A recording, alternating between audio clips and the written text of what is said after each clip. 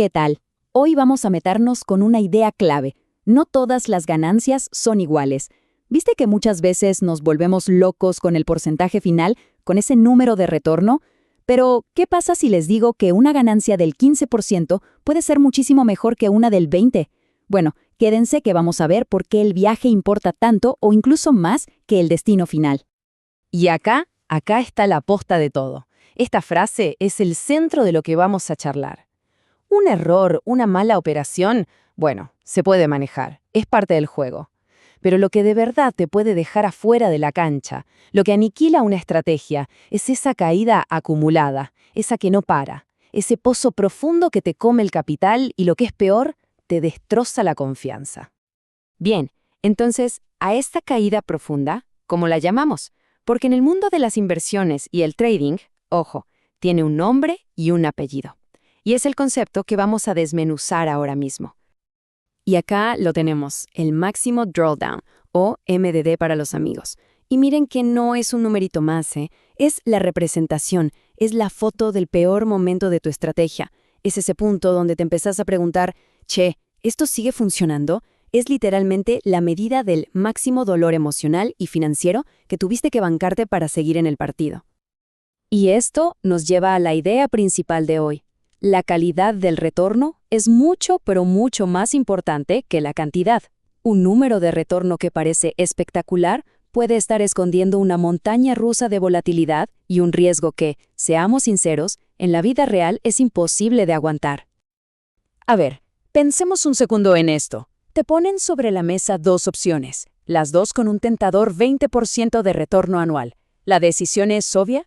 La respuesta, así de una, es que no, para nada. Y la razón de por qué no son iguales es lo que separa a una estrategia sólida de una que es básicamente una bomba de tiempo.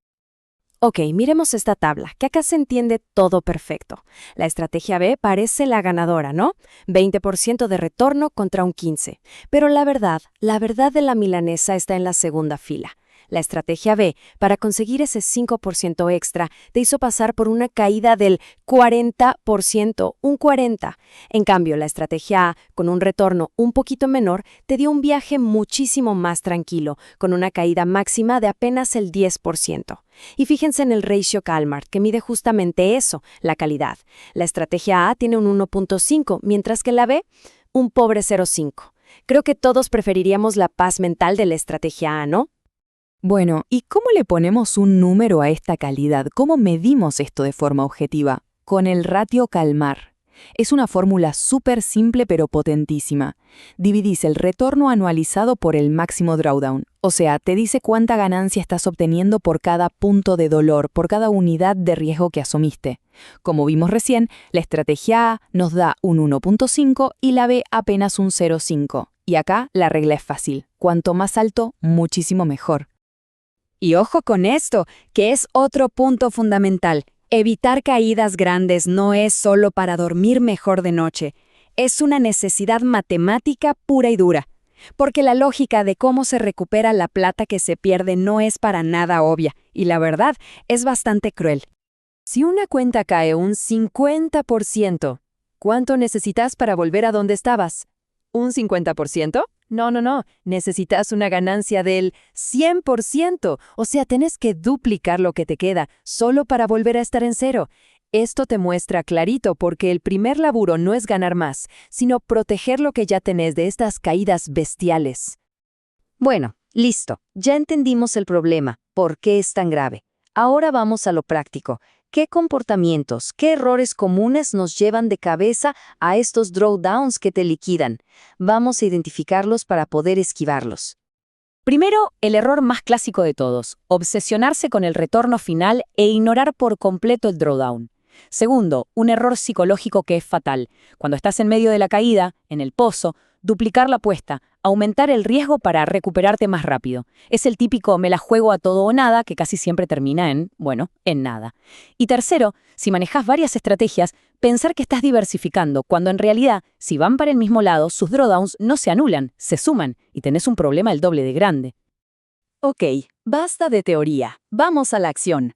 Todo esto que charlamos se puede aplicar de una forma súper directa para ver dónde estamos parados realmente. Les propongo un ejercicio. Un solo paso, pero que les va a decir muchísimo. Agarren sus resultados del último año y calculen estas dos cosas: máximo drawdown y ratio calmar. Y ahora viene la pregunta del millón.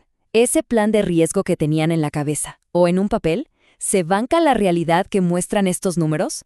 Es una prueba de sinceridad, fundamental para cuidar el capital y la salud mental.